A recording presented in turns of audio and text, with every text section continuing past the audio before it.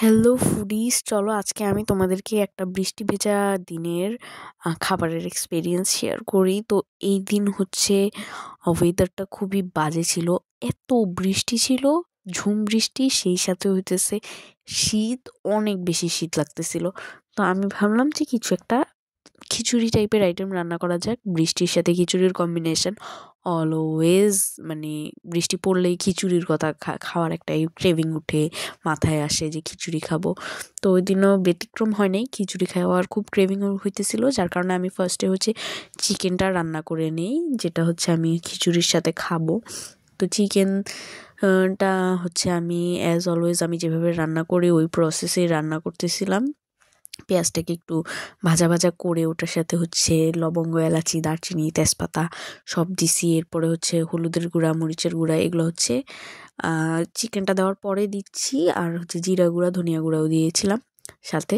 তার আগে হচ্ছে আমি পেঁয়াজটা যখন ভাজা ভাজা হয়, আমি আদা বাটা, রসুন বাটা হচ্ছে অ্যাড করে ভালোভাবে ওটাকে ভুনা ভুনা করে দেন হচ্ছে দিছি। এতে হচ্ছে খুবই সুন্দর একটা ফ্লেভার আসে। যাই হোক, ভাজা ভাজা করে কিছুক্ষণ কষায় এরপরে হচ্ছে আমি পানি দিয়ে ভালোভাবে হচ্ছে চিকেনটাকে কুক করে নিব। ভালোভাবে কুক হয়ে আসলে ফাইনাল পানি দিয়ে হচ্ছে বলক এনে হচ্ছে চিকেনটা রেডি হয়ে যাবে। আর সেই পাশাপাশি হচ্ছে আমি খিচুড়ির জন্য চাল আর ডালটা হচ্ছে ধুয়ে ভিজা রাখছিলাম। আর হইতেছে কিছু পেঁয়াজ কুচি করে পেঁয়াজটাকে হচ্ছে আমি হচ্ছে একই রকম যেভাবে আমি চিকেন রান্না করেছি সেই একই প্রসেসে হচ্ছে আমি পেঁয়াজটাকে আগে ভাজবো, ভেজে একটু বেরেস্তার মতো করব।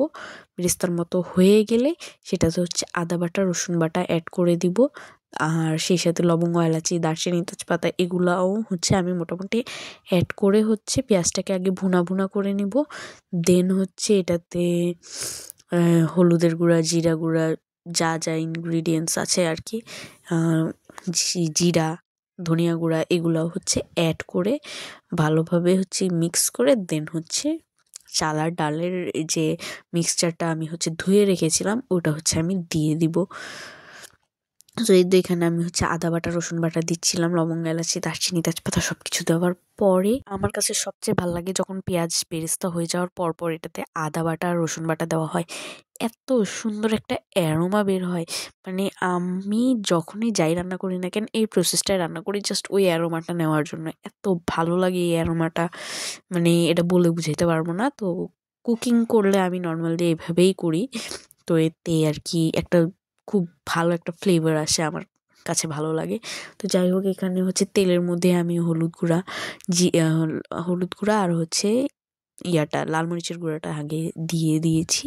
দিয়ে ভালোভাবে একটু হালকা ভুনা ভুনা করে আমি হচ্ছে বাকি যে ডাল আর চাল এটা দিয়ে দিলাম। দিয়ে এখন এটা হচ্ছে কুক হবে। তো এখানে আসার পরে আমি যা দেখলাম, এখানে হচ্ছে দেশি পেঁয়াজের দাম বেশি।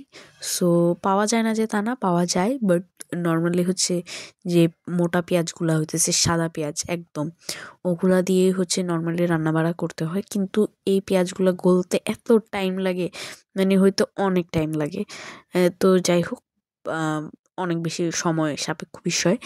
তো এখানে আমি হচ্ছে পরিমাণ মতো লবণ দিয়ে দিয়েছি, সেই সাথে হচ্ছে জিরা গুঁড়াও দিয়েছি, ধনিয়া গুঁড়াও দিয়েছি। দিয়ে হচ্ছে ভালোভাবে এটাকে হচ্ছে পানিটা ভুনা ভুনা হয়ে আসবে, দেন হচ্ছে আমি মাপ মতো পানি এখানে অ্যাড করে দিয়েছি।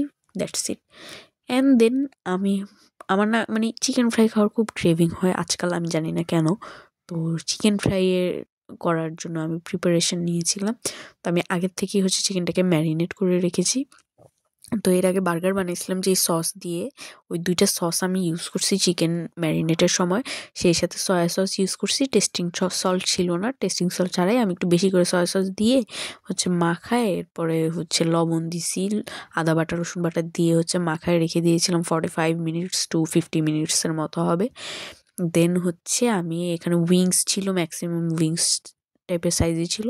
তো ওগুলাকে হচ্ছে আমি ভালোভাবে ফ্রাই করে নিই। আর চিকেন ফ্রাইটা আসলে অনেক মজা হয়েছিল, মানে আমি খেয়ে স্যাটিসফাইড ছিলাম। আরও বেশিক্ষণ ম্যারিনেট করে রাখলে আর একটু বেটার লাগতো মেবি। আর অনেক দিন পর হচ্ছে খিচুড়ি খেয়ে একদম স্যাটিসফাইং একটা মিল পাইছি, আলহামদুলিল্লাহ।